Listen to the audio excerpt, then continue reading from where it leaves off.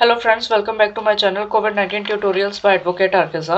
कल हमने 3 topics cover किए थे। कौन कौन से? एक तो किया था हमने प्लेज, दूसरा था सूट्स बाय बेलीज और बेलर्स अगेंस्ट रॉन्गडूअर्स, और तीसरा एजेंसी का एक टॉपिक हमने कवर किया था, appointment and authority of agents. आज हम बात करेंगे एजेंसी के फर्दर 3 टॉपिक्स की, दैट इज सब agents, ratification and revocation of authority के बारे में।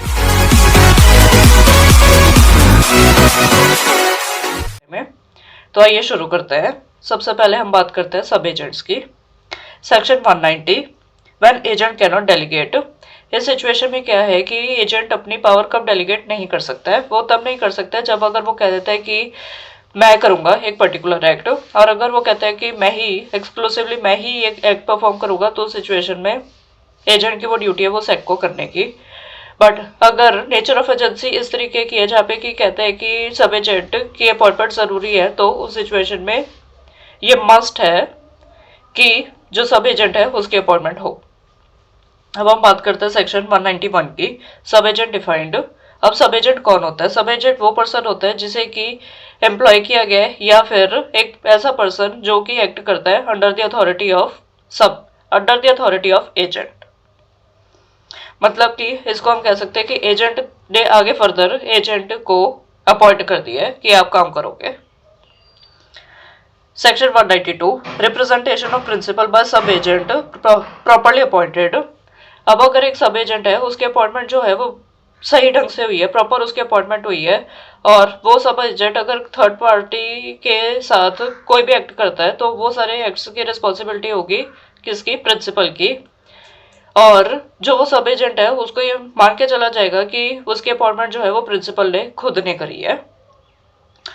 एजेंट्स रिस्पॉन्सिबिलिटी फॉर सब एजेंट। अब इसमें क्या है कि अगर कोई सब एजेंट कोई काम करता है तो एजेंट रिस्पॉन्सिबल होगा सब एजेंट के एक्ट्स के लिए। किसको? उसकी रिस्पॉन्सिबिलिटी होगी प्रिंसिपल को।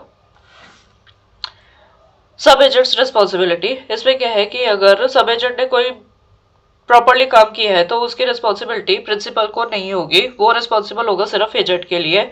बट अगर सब एजेंट ने कोई एक्ट किया है गलत तरीके से या फ्रॉड करके उसने कोई एक्ट किया है, तो उस सिचुएशन में उसकी जो लायबिलिटी होगी वो सीधा होगी किसको? प्रिंसिपल के लिए। लायबिलिटी और रिस्पॉन्सिबिलिटी दोनों वो होगा प्रिंसिपल के लिए। हम बात करते हैं सेक्शन 193 की, एजेंट्स रिस्पॉन्सिबिलिटी फॉर सब एजेंट अपॉइंटेड विदाउट अथॉरिटी। अब इसमें क्या है कि कोई एक ऐसा एजेंट है जिसकी कोई अथॉरिटी नहीं थी सब एजेंट को अपॉइंट करने की, पर उसने ऐसा कर दिया है, तो उस सिचुएशन में क्या है कि वो सब एजेंट जो होगा वो रिस्पॉन्सिबल होगा किसके लिए? थर्ड पर्सन के लिए भी और प्रिंसिपल के लिए भी। हम बात करते हैं सेक्शन 194 की, relation between principal and person duly appointed by agent to act in the business of agency. इसमें क्या है कि अगर एक एजेंट है उसमें लिखा हुआ है, वो होल्ड कर रहे हैं कोई एक्सप्रेस अथॉरिटी या एम्प्लॉयड अथॉरिटी की, वो किसी पर्सन को नेम करे जो कि प्रिंसिपल के बिहाफ पे एक्ट करेगा, तो जिस पर्सन का नाम दिया गया है वो सब एजेंट नहीं होगा, उसको एजेंट कहा जाएगा। Section 195, agents duty naming such person. अब इसमें क्या है कि एजेंट को कहा जाता है आइदर बाय एक्सप्रेस एग्रीमेंट और बाय इम्प्लाइड एग्रीमेंट कि आप एक पर्सन को सिलेक्ट करो जो, और वो पर्सन जो है वो प्रिंसिपल के लिए कुछ काम करेगा। तो इस सिचुएशन में क्या है कि अगर वो एजेंट है वो सोच समझ के, दैट इज वो ऑर्डिनरी प्रूडेंस एक्सरसाइज करके एक पर्सन को सिलेक्ट कर लेता है, और जिस पर्सन को सिलेक्ट किया गया है वो कुछ गलत कर देता है, तो उसमें एजेंट की कोई रिस्पॉन्सिबिलिटी नहीं होगी, उसमें रिस्पॉन्सिबिलिटी होगी उस पर्सन की जिसको कि सिलेक्ट किया गया एक पर्टिकुलर काम करने के लिए। इसको समझते हैं हम एक इलस्ट्रेशन से। ए ने इंस्ट्रक्ट किया बी को, जो कि एक मर्चेंट था, कि उसके लिए एक शिप खरीदा जाए। अब बी ने क्या किया? बी ने सी को एम्प्लॉय किया, सी का नाम दे दिया जो, और सी की काफी अच्छी रेपुटेशन थी इस फील्ड में। अब सी ने क्या किया? सी ने नेग्लिजेंटली एक ऐसा शिप दे दिया जो कि रास्ते में गुम हो गया। इस सिचुएशन में क्या है, इसमें बी की कोई रिस्पॉन्सिबिलिटी नहीं है ए की तरफ, इसमें सी रिस्पॉन्सिबल होगा, क्यों? क्योंकि सी ने नेग्लिजेंटली एक्ट किया है ए के लिए और उसने ए को गलत शिप दिया। अब हम बात करते हैं कंसेप्ट ऑफ रेटिफिकेशन के बारे में। Section 196, right of person as to the acts done for him without his authority, effect of ratification. अब इसमें क्या है कि अगर किसी पर्सन के लिए कुछ एक्ट किया गया है और उस पर्सन की अथॉरिटी नहीं थी उस एक्ट को करने की, तो अगर ऐसे अब इस अथॉरिटी के बिना कोई एक्ट किया गया तो जिसके भी यहाँ पे ऐसा एक्ट किया गया है उसके पास दो चॉइसेस अवेलेबल है। वो या तो इस कॉन्ट्रैक्ट को रिसाइन कर सकता है या फिर उसको वो रेटिफाई कर सकता है। अब अगर वो रिसाइन कर देता है तो ठीक है, बट अगर वो कहता है कि ठीक है मैं रेटिफाई करता हूँ इसको, दैट इज अपनी सहमति देता हूँ कि जो भी हुआ वो वैलिड था, तो उस सिचुएशन में क्या होगा, वो ये मान के चला जाएगा कि उसकी रेटिफिकेशन इस तरीके से थी कि उसने ऑथराइज किया था उस पर्सन को उसके भी यहाँ पे कॉन्ट्रैक्ट करने के लिए। अब हम बात करते हैं सेक्शन 197 की। इसमें क्या है, रेटिफिकेशन में भी एक्सप्रेस और इम्प्लाइड। एक्सप्रेस मतलब ये कंसेप्ट हमने काफी बारी किया, एक्सप्रेस और इम्प्लाइड का। एक्सप्रेस क्या होती है कि बाय वर्ड्स, चाहे वो ओरल हो चाहे वो रिटन हो, और इम्प्लाइड क्या होता है या तो किसी कंडक्ट से या फिर सर्कमस्टांसेस क्या कहती हैं उसके हिसाब से। सो रेटिफिकेशन जो है वो भी इन दो तरीके से हो सकती है, दैट इज एक्सप्रेस से भी, एक्सप्रेस भी हो सकती है दैट इज, या वो इम्प्लाइड भी हो सकती है। इसको समझते हैं हम एक इलस्ट्रेशन से। ए ने बी की अथॉरिटी के बिना क्या किया, जो बी के पैसे थे उसने वो सी को लोन पे दे दिए। अब इसमें क्या था, बाद में बी ने जो उस लोन के ऊपर कुछ इंटरेस्ट आ रहा था उसको वो एक्सेप्ट कर लेता है। सो इस सिचुएशन में क्या है, बी ने बाय इम्प्लीकेशन जो वो लोन है उसको उसने वो रेटिफाई कर दिया है। अब हम बात करते हैं सेक्शन 198 की, knowledge requisite for valid ratification.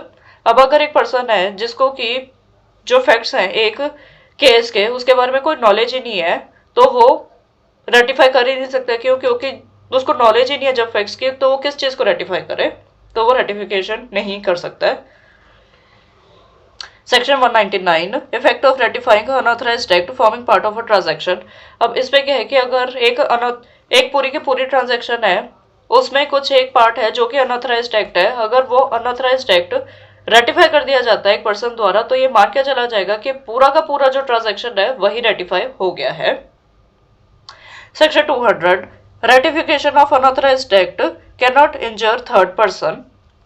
इसमें क्या है कि अगर कोई एक अनऑथराइज्ड एक्ट है उसमें क्या है कि वो किया गया है एक पर्सन द्वारा, कैसे, बिना दूसरे पर्सन की कंसेंट के बिना, तो उसमें क्या है कि और अगर उसको जिस पर्सन के कंसेंट के बिना या नॉलेज के बिना ऐसा एक्ट किया गया उसको कुछ डैमेजेस वगैरह हो जाती हैं, तो ऐसा एक्ट जो है वो रेटिफाई नहीं हो सकता है। इसको समझते हैं कि एग्जांपल से।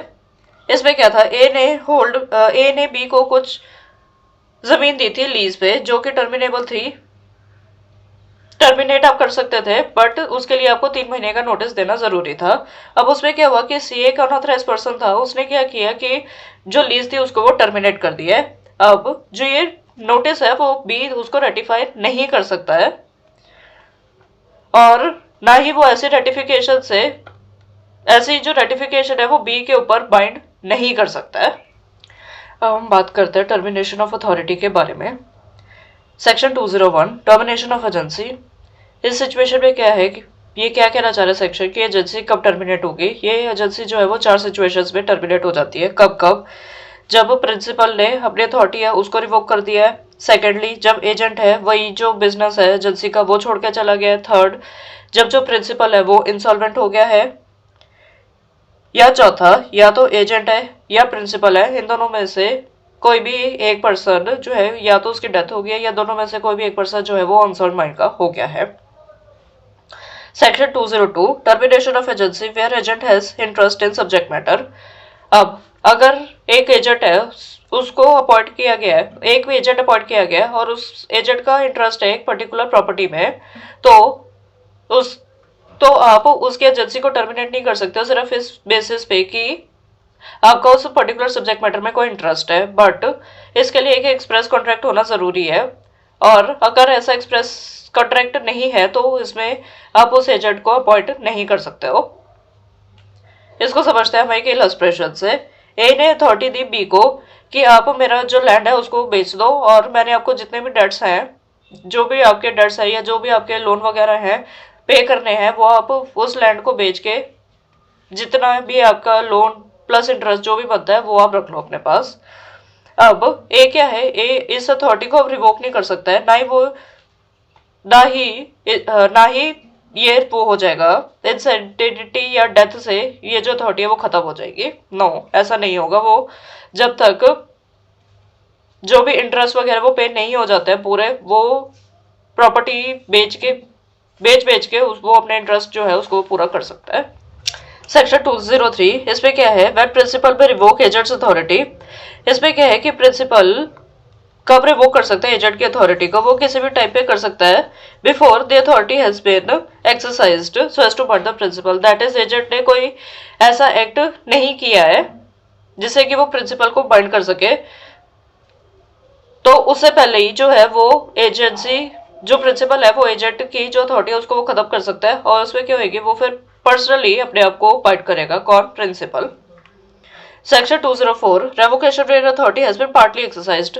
अब इसमें क्या है कि एजेंट ने कुछ पार्ट एक्सरसाइज किया है और उस पार्ट को एक्सरसाइज करने के बाद कुछ राइट्स या फिर हम कह सकते हैं कुछ एक्ट्स और एप्लीकेशंस का जन्म हुआ है, तो उसके बाद जो एजेंट है, जो प्रिंसिपल है, वो इस एजेंसी को टर्मिनेट नहीं कर सकता है, दैट इज वो रिवोक नहीं हो सकती है।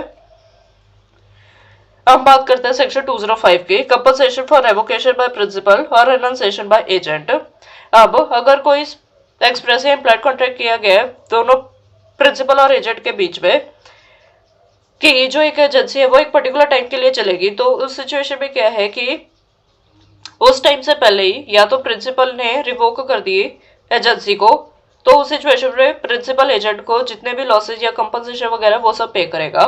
सिमिलरली अगर एजेंट रिवोक कर लेता है, जो एजेंट है वो एजेंसी छोड़ के चला जाता है उस टाइम पीरियड से पहले, तो उस सिचुएशन में क्या होगा, एजेंट की रिस्पॉन्सिबिलिटी है कि वो फिर प्रिंसिपल को जो भी लॉस कंपनसेशन वगैरह है वो उसको पे करे।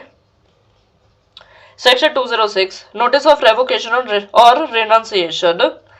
अब इसमें क्या है कि दोनों में से, दैट इज प्रिंसिपल या एजेंट में से कोई भी अगर इसको रिवोक करना चाहता है, या वो प्रिंसिपल अगर रिवोक करना चाहता है अपनी एजेंसी को, तो उसमें क्या है कि वो रीजनेबल टाइम दे किसको, एजेंट को, कि मैं ये एजेंसी अपनी खत्म करना चाहता हूँ या रिवोक करना चाहता हूँ मैं।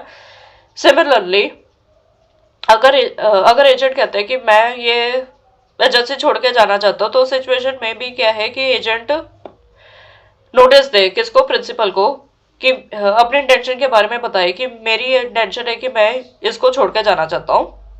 और अगर ऐसा नहीं होता है, दैट इज अगर दोनों में जिसकी इंटेंशन है खत्म करने की, अगर उसने वो नोटिस नहीं देता है दूसरे पर्सन को, तो वो बाउंड है कि वो कंपनसेशन या लॉसेस वगैरह जो भी उसको हुए हैं वो दूसरी पार्टी को पे करे। सेक्शन 207 रेवोकेशन रेनंसिएशन में भी एक्सप्रेस और इम्प्लाइड, सेम चीज, जो ये रेवोकेशन और रेनंसिएशन है वो या तो एक्सप्रेस हो सकती है, दैट इज वर्ड्स से हो सकती है, या फिर इम्प्लाइड हो सकती है, दैट इज पर्सन के कंडक्ट से भी वो पता चल सकती है। अब ए ने एम्पावर किया बी को कि वो ए का घर जो है वो किराए पे दे सकता है, बाद में क्या है कि ए जो है वो खुद ही उसको किराए पे दे देता है, सो ये क्या है, ये एक इम्प्लाइड रेनंसिएशन है। तो उस सिचुएशन में क्या होगा कि जो बी की अथॉरिटी होगी वो क्या हो जाएगी, वो इम्प्लाइडली रिवोक हो जाएगी। अब बात करते हैं सेक्शन 208 की, when termination of agent's authority takes effect as to the agent and as to the third persons. इसमें क्या है कि अगर अथॉरिटी को हमने टर्मिनेट करना है तो उसके लिए क्या जरूरी है, वो तब एजेंट के पॉइंट ऑफ व्यू से वो तब खत्म हो जाएगी जब ये फैक्ट जो है वो उसकी नॉलेज में आ जाएगा। सिमिलरली जो थर्ड पर्सन है उसकी नॉलेज में भी अगर ये फैक्ट आ जाता है कि एजेंसी खत्म हो गई है, तो फिर थर्ड पर्सन अब उस पर्सन को लेबल नहीं कर सकते हैं किसी भी एक्ट के लिए, या सिमिलरली प्रिंसिपल भी उसको वो लेबल नहीं कर सकते उस पर्सन को। अब बात करते हैं सेक्शन 209 की, agents authority on termination of agency bye principles death और इंसेनिटी। इसमें क्या है कि अगर एक एजेंट है उसको अपॉइंट किया गया प्रिंसिपल द्वारा, अब क्या है कि प्रिंसिपल की या तो डेथ हो गई है या फिर वो प्रिंसिपल जो है वो अनसाउंड माइंड का हो गया है, तो सिचुएशन में क्या है कि प्रिंसिपल के जो भी रिप्रेजेंटेटिव्स हैं उनके बिहाफ पे जो भी उनके इंटरेस्ट होंगे, ये एजेंट की ड्यूटी है, दैट इज एजेंट बाउंड है उनके इन इंटरेस्ट को प्रोटेक्ट और प्रिजर्व दोनों करने का। अब हम बात करते हैं सेक्शन 210 की, टर्मिनेशन ऑफ सब एजेंट्स अथॉरिटी। इसमें क्या है कि जो एजेंट है उसकी अथॉरिटी अगर खत्म हो गया तो दैट्स ऑब्वियस जो उसके द्वारा एम्प्लॉय किए गए जितने भी सब एजेंट्स हैं उनकी भी जो अथॉरिटी होगी वो खत्म हो जाएगी। सो फ्रेंड्स, आज के लिए बस इतना ही। अगर आपको अगर ये मेरा वीडियो पसंद आया तो प्लीज़ मेरा चैनल सब्सक्राइब करना ना भूलें और बेल आइकन दबाना ना भूलें। Thank you.